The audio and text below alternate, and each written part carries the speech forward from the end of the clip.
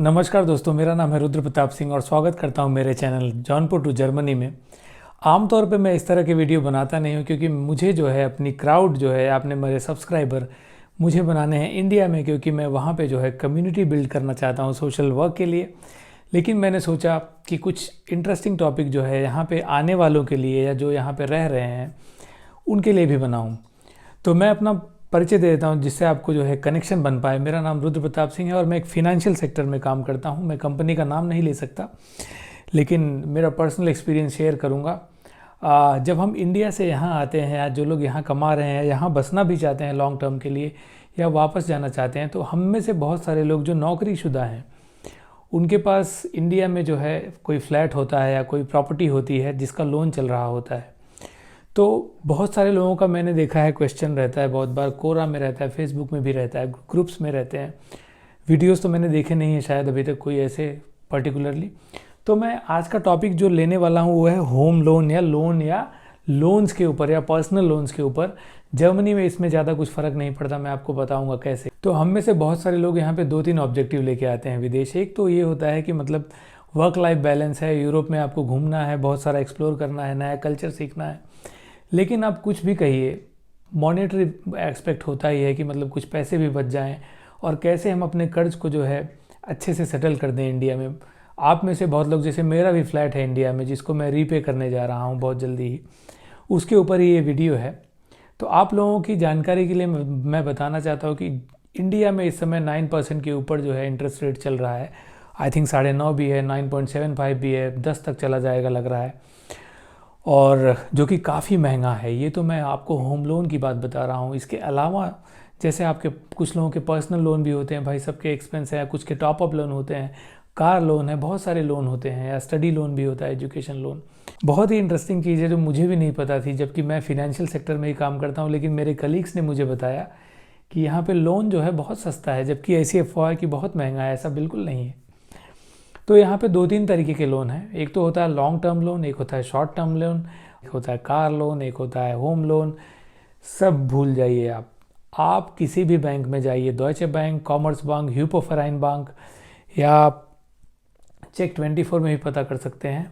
और आप मुझे मेरे कमेंट बॉक्स में भी लिख के बताइएगा। यहाँ पे जो रेट ऑफ इंटरेस्ट है दोस्तों, मैंने यहाँ लिख रखा भी है, आप देखिए ज़रा। मान लीजिए आपकी कोई प्रॉपर्टी दिल्ली में है या मतलब मुंबई, बेंगलोर या पुणे में है, तो मैं इसको थोड़ा हाईलाइट कर दूंगा ताकि आपको दिखता रहे। तो मेरा जो एम्फेसिस है ये पहले पॉइंट के ऊपर है। आपको यहाँ पे लेस देन 2% में जो है 1.95 या 1.9 के आसपास या 1.93 के आसपास जो है लोन मिलेगा 50,000 यूरो तक, जो कि तकरीबन मैं बोलूँगा कि 40 लाख के आसपास आपको 5-8-40, उससे ज़्यादा ही होगा, 42-45 लाख तक पहुंच जाएगा आपका। अगर आपके पास लोन है इंडिया में और आप उसको रीपे करना चाहते हैं, आप या कोई गाड़ी लेना चाहते हैं, यहाँ पे अपने पिताजी को या अपने फैमिली में किसी को देना चाहते हैं खरीद के, तो ये जो 2% का लोन है आपको जर्मनी में मिल जाएगा। कोई जानकारी नहीं ज़्यादा मांगी जाती है, ये आपका पर्सनल एक्सपेंस है, आपको जो करना है करिए, वो आपको लोन देंगे। मैं बताऊंगा इसके लिए क्या क्या रिक्वायरमेंट है, आपको क्या क्या जुटाना होगा। और ये जो 50,000 की रकम है, तो आप, मैं नहीं कहता कि आप 50,000 लीजिए, आपको ज़रूरत है तो 20,000 यूरो लीजिए या 25,000 लीजिए या 10,000 लीजिए, जैसा चाहिए। लेकिन इसमें जो अगर आपको लेस देन 2% चाहिए, इसमें एक क्राइटेरिया है दोस्तों, आपको 12 महीने के अंदर सारी किस्त पे करनी होगी। कब करनी होगी? 12 महीने के, माफ़ करिएगा, 12 महीने के अंदर। 12 महीने में मतलब लगभग आपको, अगर मान लीजिए आपने 20,000 यूरो लिया है, तो लगभग आपकी 1850 के आसपास की यूरो में EMI आएगी। और उसके लिए आपको पे करना होगा लगभग पूरे साल में 210 यूरो। आप लोन ले रहे हैं 20,000 का, मान लीजिए, देखिए ध्यान से देखिएगा, 20,000 का लोन ले रहे हैं अगर, तो आपको पे कितने करने हैं? 210 या 20 यूरो मैक्सिमम पूरे साल के एक्स्ट्रा, जो कि होता है आपका लेस देन 2%। तो आप सोच रहे होंगे कि अगर इतना आसान है तो लोग लेते क्यों नहीं है? क्योंकि मुझे भी यही लगता था कि इतना आसान नहीं है, बड़ा मुश्किल है। लेकिन जब मैं बैंक गया तब पता चला कि ये तो बहुत ज़्यादा ही आसान है, बहुत ही मतलब सिंपल है। अब आप अगर बैंक में जाएंगे तो बैंक वाला आपको पूछेगा कि आप क्यों ले रहे हैं, तो उनको बताइए कि आपका पर्सनल यूज़ है, वो ज़्यादा डिटेल में नहीं जाते, वो आपके डॉक्यूमेंट मांगेंगे। और इस लोन को पाने के लिए एक एलिजिबिलिटी क्राइटेरिया है, क्या है मैं बताता हूँ, बहुत आसान है, मुझे भी मिल गया तो मैं जानता हूँ सबको मिल जाएगा। वो आपका जो है क्रेडिट स्कोर चेक करवाते हैं। आई थिंक बैंक वाले ही करवाएंगे, मेरा तो बैंक वाला नहीं कराया था। तो वो क्रेडिट स्कोर चेक करवाएंगे आपका, जिसको कहते हैं यहाँ पे शूफा, इसको शूफा कहते हैं जर्मन में। तो वो चेक कराएंगे और लगभग हमारे लोगों का, क्योंकि यहाँ पे हम नए हैं, हम कोई डिफ़ॉल्ट करते नहीं, तो अच्छा ही रहता है नॉर्मली। इंडियंस का ये अच्छा है यहाँ पर। तो शूफा निकलेगा, अगर अच्छा है तो आपको ये लोन मिल जाएगा। अब आप मुझको पूछेंगे कि ये लोन कितने जल्दी मिलता है, कितना टाइम लगता है, कितने दिन लगते हैं। मेरे केस में मैंने सपोज़ आज दिया था पूरा डेट अपना, मतलब जो मुझे डॉक्यूमेंट देने थे, और अगले दिन शाम को ही रिफ्लेक्ट होने लगा था मेरे खाते में, सोचिए आप। सो इतने जल्दी इनका प्रोसेस है, कोई घुमा फिरा के इधर उधर नहीं। वो जानते हैं आप यहाँ रह रहे हैं, आप देंगे पैसे, they are not bothered about your ये दो वो दो करके। अब आई तीसरी बारी, जो है कागज़ क्या लगेंगे, हाउ इज़ द प्रोसेस, या पेपर कागज़ डॉक्यूमेंट क्या लगेगा आपका।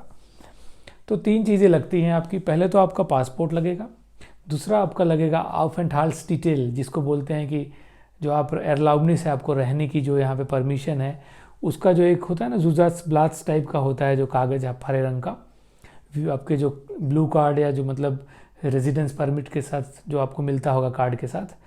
तो रेजिडेंस परमिट, पासपोर्ट और आपका रहने का यहाँ टाइटल, जो एक हरा रंग का कागज़ आपको आया होगा, वो लगता है। तो ये 3 चीज़ें लगती हैं। और मेरे ख्याल से मेरे केस में इतना जल्दी हुआ है, हो सकता है कि मैं फिनेंशियल सेक्टर में हूँ इसलिए आसानी से हो गया, लेकिन मुझे नहीं लगता कि आपको 2-3 दिन या 4 दिन से ज़्यादा लगेंगे, आप ज़्यादा से ज़्यादा हफ्ते भर। और इसके फ़ायदे कितने हैं मैं आपको बता नहीं सकता, कि मतलब आप स्ट्रेस फ्री हो जाएंगे। मेरी सबको सलाह है दोस्तों, सबको, जो भी जिनका भी कोई लोन है इंडिया में, प्लीज़ इस फैसिलिटी का फ़ायदा उठाइए। ये हो गया पहला एस्पेक्ट या पहला पॉइंट। दूसरा जो है एक होता है मोर देन 4% का। मोर देन 4% का जो बहुत ही पॉपुलर है, इसमें आपको टेन्योर मिल जाएगा लंबा अच्छा खासा, मे बी आप कम पे तो आपकी परसेंट ज़्यादा आपको लगेगा। तो अब यहाँ पे क्या है कि अगर आप 5% या 4.5% के ऊपर लोन लेते हैं तो आपको नेट बेनिफिट, क्योंकि देखिए आप जो यूरो यहाँ से लेंगे उसको आप कन्वर्ट भी करेंगे वाइस के या रेमिटली के थ्रू। एक बार तो इंटरनल कन्वर्जन देंगे यूरो टू यूरो, फिर यूरो टू INR करेंगे, तो सब घुमा फिरा के आपको 6-6.25% तक वैसे भी पहुँच जाएगा वो। तो ज़्यादा फ़ायदा उसमें मिलेगा नहीं। लेकिन फिर भी अगर आपको लगता है कि आपकी रीपेइंग कैपेसिटी नहीं है इतनी अच्छी, आप तगड़े नहीं हैं, तो आप जो है 4% वाला या 4% के आसपास, कभी कभी 4-4.5 जैसे भी है, 5% तक वो आपको इंटरेस्ट रेट देते हैं। और 50,000 यूरो की इसमें भी आराम से आपको लिमिट मिल जाती है। इसमें आप 10 साल तक पे कर सकते हैं, आपका शूफा अगेन चेक किया जाएगा, और अगर आप इस योग्य हैं तो आपको जो है बैंक लोन दे देती है। मेरा एक्सपीरियंस बहुत ही आसान और बहुत ही सरल, सिंपल, लाभदायक रहा है।